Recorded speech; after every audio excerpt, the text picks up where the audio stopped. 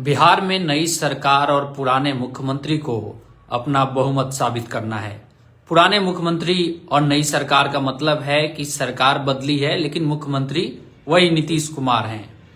इन सब के बीच तेजस्वी यादव की तरफ से और उनकी पार्टी की तरफ से ये लगातार दावा किया जा रहा है कि बिहार में अभी असली खेला होना बाकी है। इन सब के बीच बिहार में असली खेला कांग्रेस के साथ हो गया है। बीजेपी और नीतीश कुमार ने मिलकर कांग्रेस के बीच में ही अलग गुट बनाने का एक शुरुआत कर दिया है। दरअसल कांग्रेस अपने सभी विधायकों को 19 विधायकों को हैदराबाद भेज रही थी, जो कि बहुमत परीक्षण के दिन तक हैदराबाद में ही रहेंगे। उन 19 में से 3 विधायक हैदराबाद नहीं गए हैं और बिहार सरकार में मंत्री सुमित सिंह ने यह भी कहा है कि उन विधायकों का कांग्रेस के अंदर पूछ नहीं रहा होगा, उनसे उनकी बात नहीं सुनी जा रही होगी, इसकी वजह से वो नाराज होंगे और इसकी वजह से नहीं गए होंगे। यानी एक तरफ तेजस्वी यादव इस समीकरण के जरिए नीतीश कुमार की सरकार को गिराना चाहते हैं कि वो जीतनराम मांझी को अपने पाले में लेके आ जाएं, यानी कि तेजस्वी यादव जीतनराम मांझी के 4 विधायकों को अपने पाले में लेके आए और इसके अलावा नीतीश कुमार की पार्टी जदयू के कुछ विधायकों को इस्तीफा दिलवाकर और अपनी सरकार बना लें। लेकिन इन सब के बीच जो उनकी सहयोगी है, जो कि कांग्रेस है, जिसके 19 विधायक हैं, उनमें से 19 में से 3 विधायक अभी कांग्रेस पार्टी के शीर्ष नेतृत्व से संपर्क साध नहीं रहे हैं, या कहें कि या तो वो नाराज हैं या फिर पर्सनल बहाना बना के वो हैदराबाद नहीं गए, जबकि ऐसा बिल्कुल भी नहीं होना चाहिए था। ये एक सामान्य घटना नहीं है। दरअसल बीजेपी का एक पैटर्न रहा है, जो भी सहयोगी उनके साथ आ रही है आज के डेट में, खास तौर पे जैसे आप लोग देखते हैं कि महाराष्ट्र में क्या हुआ। महाराष्ट्र में एकनाथ शिंदे के विधायकों को और उनकी सरकार को बचाने के लिए बीजेपी ने पूरे तोड़ मरोड़ जितने भी करने थे वो सारा किया। उन्होंने एनसीपी पार्टी को भी तोड़ दिया और एनसीपी पार्टी के दूसरे गुट को भी बचाने की जिम्मेदारी अब बीजेपी ही ले रही है। इसी तरीके से बिहार में जो नई सरकार बनी है, इसको बचाए रखने की जिम्मेवारी बीजेपी के शीर्ष नेतृत्व के ऊपर आ गई है और वो इस काम को बखूबी अंजाम देने में लगे हुए हैं। यही वजह है कि कांग्रेस के 19 में से 3 विधायक हैदराबाद नहीं गए हैं और बताया ये जा रहा है कि ये 3 विधायक नीतीश कुमार और बीजेपी के संपर्क में हैं। वो इस्तीफा दे सकते हैं या फिर वोटिंग के दिन अब्सेंट रह सकते हैं। अब होगा ये कि पहले तो व्हिप जारी होगा कि जितने भी विधायक हैं वो विधानसभा में उस दिन मौजूद रहें और जो पार्टी कहेगी उसके अनुसार वोटिंग करें। व्हिप अगर जारी होता है और ये 3 लोग अगर विधानसभा नहीं जाते हैं या वोटिंग नहीं करते हैं या फिर अगेंस्ट में वोटिंग कर देते हैं महागठबंधन के, मान लीजिए कि अगर वोटिंग होती है और उन्होंने वोट किसको दे दिया, जदयू और बीजेपी के गठबंधन को इन तीनों ने दे दिया, तो इनके विधायकों की संख्या अगर जीतनराम मांझी साथ रहते हैं तो 131 हो जाएगी। अगर जीतनराम मांझी साथ नहीं रहते हैं तो इनके विधायकों की संख्या 127 हो जाएगी। फिर भी नीतीश कुमार की सरकार निश्चित तौर पे बच जाएगी और बीजेपी और नीतीश कुमार इस जुगाड़ में लगे हुए हैं और बेहतरीन तरीके से अपने जो भी प्लान है उसको अंजाम दे रहे हैं। ये तेजस्वी यादव के उस बड़े खेल के लिए बड़ा झटका माना जा रहा है, जिसके बारे में ये कहा जा रहा था कि तेजस्वी यादव विधानसभा में बहुमत परीक्षण के समय बिहार की सरकार को गिरा देंगे, यानी कि नीतीश कुमार की सरकार गिर जाएगी। लेकिन जब से ये कांग्रेस के 3 विधायक हैदराबाद नहीं गए हैं, तब से ये कहा जा रहा है कि नीतीश कुमार की सरकार सुरक्षित हो गई है। जो जीतनराम मांझी थोड़े अपने तल्ख तेवर दिखा रहे थे कि वो उनको तेजस्वी यादव की तरफ से मुख्यमंत्री बनने का ऑफर मिला था, उनको उनके बेटे को उप मुख्यमंत्री बनने का भी ऑफर मिला था।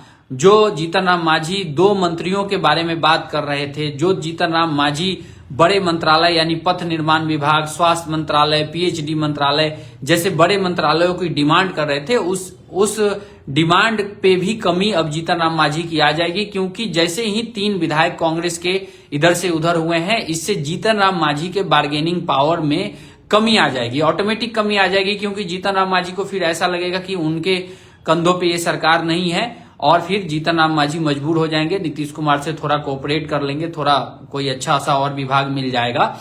तो ये एक बड़ा समीकरण बन के आया है। अरविंद कुमार जी लिख रहे हैं गोदी मीडिया, शुक्रिया अरविंद कुमार जी, आपने अपनी बात रखी और हम तो चाहेंगे कि आप गोदी मीडिया को ना देखिए, आपको देखने की भी जरूरत नहीं है क्योंकि आप लोगों से तो हजम ही नहीं होता है। मैं 4 महीना पहले ही बोल चुका था कि नीतीश कुमार तेजस्वी यादव को धोखा देंगे। मैं 4 महीना पहले ही बोल चुका था कि नीतीश कुमार कभी भी तेजस्वी यादव को मुख्यमंत्री नहीं बनाएंगे क्योंकि उनकी लड़ाई ही तेजस्वी यादव और उनके पिता लालू यादव के खिलाफ थी और उन्हीं के खिलाफ जो भी उनको मिला है उन्हीं के खिलाफ मिला है। सुशासन बाबू की छवि भी जो मिली है नीतीश कुमार को वो भी लालू यादव और राजद के शासनकाल के खिलाफ ही हासिल हुआ है। तो नीतीश कुमार की आज जो भी छवि है, जो भी यूएसपी है या फिर कहें जो भी कद है नीतीश कुमार का, वो लालू यादव के खिलाफ जाके मिला है। तो वो व्यक्ति फिर लालू यादव के बेटे को कैसे मुख्यमंत्री बना सकता था? ये बात मैंने 4 महीना पहले बोली थी। लेकिन अरविंद कुमार जी को फिर भी गोदी मीडिया नजर आएगा क्योंकि उनको तो सही बात सुननी नहीं है। जिसने बताया था कि भैया 4 महीने पहले कि तेजस्वी यादव को धोखा ही मिलेगा, नीतीश कुमार किसी भी हालत में नहीं देंगे कुर्सी, उसको गोदी मीडिया कहना जरूरी है। तो ठीक है, अच्छी बात है। आप लोग जिसे कहते हैं ना आत्ममुग्ध, वो रहिए, कोई फर्क नहीं पड़ता है। आप लोगों के ऊपर कोई किसी का जोर तो है नहीं, जबरदस्ती नहीं है कि आप किसी गोदी मीडिया को देखें या किसी चमचा को देखिए या फिर किसी चाटुकार को देखिए, वो तो एक अलग बात है। कौशल कुमार गुड्डू साहब का एक कमेंट आया है, लिख रहे हैं कि मीडिया समाज का चौथा स्तंभ है जो चंद सिक्के के लिए तोता बना हुआ है, राजनेता, पदाधिकारी और पूंजीपति का गुलाम बना हुआ है। क्या जनता सहयोग करे? देखिए गुड्डू जी का ये जो कमेंट आया है, कौशल किशोर गुड्डू जी का, देखिए मीडिया से पहले आपको खुद को झांकना है कि आप क्या कर रहे हैं। जनता को, आप मतलब जनता जब तक किसी जाति को देख के वोट करेगी, जनता जब तक ये कहेगी कि मेरी ही जाति का विधायक बन जाए, मेरी जाति का मंत्री बन जाए, मेरी जाति का मुख्यमंत्री बन जाए, तब तक ऐसे लोग पैसे पे बिकते रहेंगे, मीडिया बिकते रहेगी। नेता नहीं बिके हुए हैं।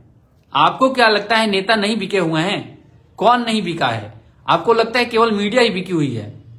नेता बिका हुआ है, कार्यकर्ता बिका हुआ है, हर कोई बिका हुआ है। तो ये जो कह देना ना कि मीडिया ही बिका हुआ है, कमाल की बात करते हैं आप। इतने सारे घोटालों में साक्ष्य मिला, किसी को जेल भेजा, कोर्ट ने भेजा, हमने नहीं भेजा है, किसी न्यूज चैनल वाले ने नहीं भेजा है। तो जेल किसने भेजा? कोर्ट ने भेजा। कोर्ट से जमानत मिलती है, मीडिया से जमानत नहीं मिलती है। तो फिर मीडिया कहां से दोषी हो गया भाई साहब? ये पहली बात तो लोगों को समझ में नहीं आती है कि मीडिया कहां से आखिर दोषी हो जाता है। अगर मान लीजिए कि किसी व्यक्ति को जमानत लेनी है तो वो कोर्ट में जाएगा, हाई कोर्ट, सुप्रीम कोर्ट जाएगा, जहां सरकार की बात नहीं चलती है। चलिए लोअर कोर्ट में तो मैं मान लेता हूं कि वहां पे जो सरकारी लोग बैठे होते हैं, वहां पे जो जज बैठा है उसके ऊपर किसी पार्टी का कार्यकर्ता, बड़ा नेता, मंत्री दबाव बना के फैसले अपने पक्ष में ले सकता है। हाई कोर्ट और सुप्रीम कोर्ट में नहीं होता है। अगर हाई कोर्ट और सुप्रीम कोर्ट में उनकी बात को नहीं सुनी जा रही हो या फिर उनके दलील से हाई कोर्ट और सुप्रीम कोर्ट सहमत नहीं होता हो, तो उसके लिए मीडिया कहां से दोषी हो जाए? मैं अगर कह दूं लालू यादव भ्रष्टाचार के चलते जेल गए थे तो मैं गोदी मीडिया हो गया। मैं ये कह दूं कि येदियुरप्पा भ्रष्टाचार के चलते जेल में गए थे तो मैं चमचा मीडिया हो जाऊंगा। अरे मीडिया ने क्या किया है भाई? उस नेता ने चोरी किया है, हाई कोर्ट ने सजा दिया है, सुप्रीम कोर्ट में उस सजा को स्टे मिला है, सुप्रीम कोर्ट ने उस सजा को बरकरार रखा है। तो इसमें मीडिया का रोल कहां है? पहले नेता बिकता है,